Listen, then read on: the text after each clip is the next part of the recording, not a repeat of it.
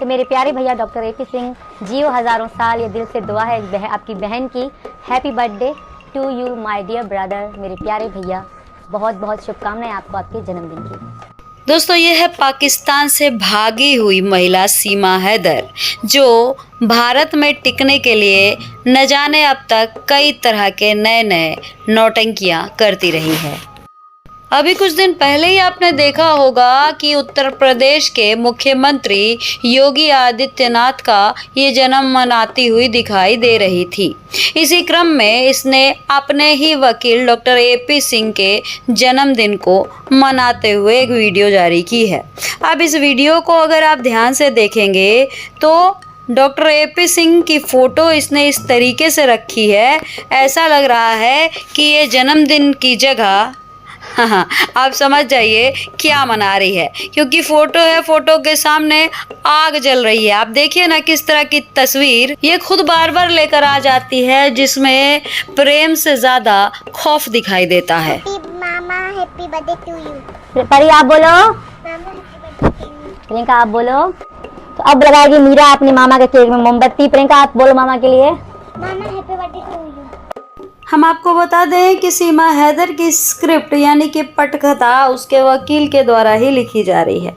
ये वीडियो पहले सीमा हैदर जारी करती है, फिर यही वीडियो वो वकील साहब को फॉरवर्ड करती है, फिर वकील साहब तमाम मीडिया वालों को फॉरवर्ड करते हैं। कुल मिलाकर सारी चीज़ें इस तरीके से प्लान करी जाती है ताकि लोगों को लगे कि सीमा हैदर अब पूरी तरीके से भारतीय हो चुकी है। पूरा भरा परिवार सीमा हैदर को भारत में ही मिल गया है। एक मुंह बोला भाई है, एक भाड़े का पति है, 4 बच्चे जो पाकिस्तानी हैं और एक बच्चा जो भाड़े का ये लेकर बैठ गई है। उसके साथ एक सास भी है, एक ससुर भी है, एक ननद भी है और कुछ पड़ोसी भी हैं जो इसके अलग अलग तरीके के रिश्तेदार खुद को बताते हैं। तो कुल मिलाकर यहाँ पर यही बताने की कोशिश ये बार बार कर रही है कि अब ये यहाँ पर बहू के तौर पर एक्सेप्ट कर ली गई है। ओ मामा के केक में लगा। यस,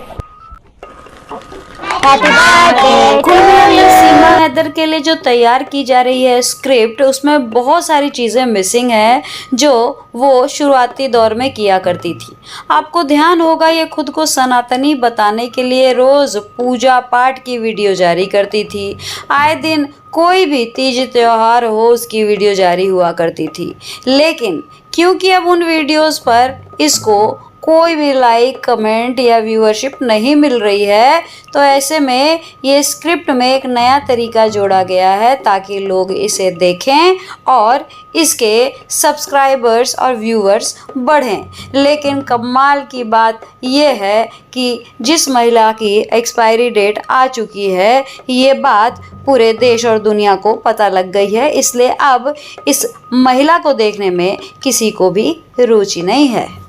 ये तो रही इसकी बात। अब इसके भैया इस स्क्रिप्ट में थोड़ा मिर्च मसाला डालने के लिए अपनी तरफ से क्या बयान जारी कर रहे हैं वो भी सुन लेते हैं। हृदय से, दिल की गहराइयों से धन्यवाद करते हैं जो प्यार हमें लगातार आप लोग दे रहे हैं। निश्चित तौर पर हमें पूरे साल की ऊर्जा देते हैं, हमें पूरा रिचार्ज कर देते हैं कि मैं इसी तरह लोगों के लिए संघर्ष करता रहूं, लोगों को न्याय की लड़ाई दिलाने के लिए, न्याय की लड़ाई में जीत दिलाने के लिए, access to justice for all, न्याय मिलना चाहिए और दिखाने के लिए पूरे देश में जाता रहूं, चाहे ऑनरेबल हाई कोर्ट हो, चाहे सुप्रीम कोर्ट हो, चाहे दुनिया में कहीं भी हो, किसी तरह से भी हो, ये भाव, ये भावना, मुझे प्रेरणा आपसे मिलती है। अब यहाँ सवाल ये उठता है कि एक पाकिस्तानी अपराधी अवैध घुसपैठी महिला को भारत में टिकाने के लिए कुछ भी कर गुजरने को ये वकील साहब न्याय दिलाना कहते हैं और ये कह रहे हैं ये प्रेरणा इन्हें हमसे मिलती है। अब भला बताओ, भारत का वो कौन सा व्यक्ति होगा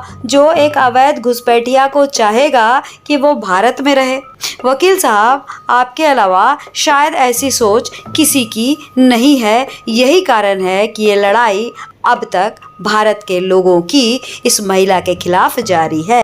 और जिस चीज़ को लेकर आप अपनी पीठ थपथपा रहे हैं ना, इसे कहते हैं भारत के विरोध में काम करना। विभिन्न संगठनों के लोग, चाहे मानव मंगल मिलन सद्भावना समागम हो, चाहे संत रामपाल दास जी महाराज हो, चाहे डेरा सच्चा सौदा हो, चाहे संत आशाराम बापू जी हो, बस भी करिए वकील साहब, आप जितने नाम ले रहे हैं ना, ये सारे विभिन्न विभिन्न केसों में अभी जेल के भीतर बंद हैं। मतलब विवादित केसों को लेकर कोई इतना खुश होता है और अपनी पीठ खुद ही थपथपाने लगता है, ये कोई वकील साहब से सीखे। कुल मिलाकर खुलकर बेशर्मी करना किसे कहते हैं वो आप इन दोनों तस्वीरों को देखकर समझ सकते हैं।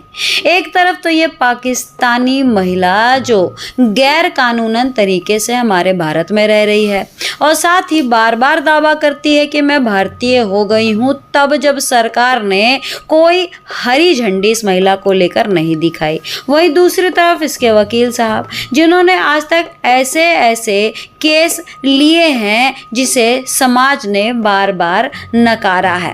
अब इतने सारी चीज़ें कर जाने के बावजूद खुद की पीठ खुद ही थपथपाना, इसे आप क्या कहेंगे।